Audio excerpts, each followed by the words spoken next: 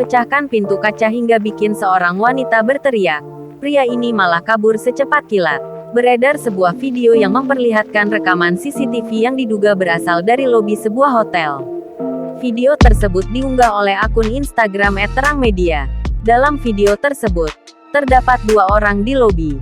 Terdapat pria yang sedang berdiri di dekat resepsionis dan seorang wanita yang sedang duduk sambil bermain ponsel. Pria itu pun berjalan ke arah pintu keluar. Sesampainya di dekat pintu keluar yang terbuat dari kaca itu, ia membuka pintu tersebut dengan tangan kanannya.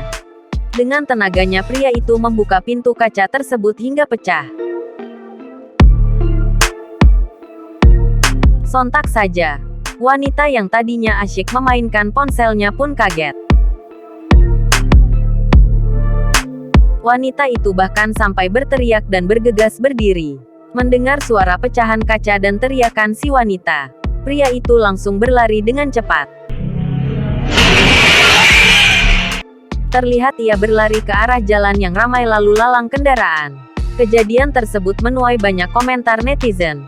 Salah satunya mengatakan bahwa si pria lari secepat kilat. Sampai saat ini belum diketahui pasti lokasi terjadinya kejadian tersebut.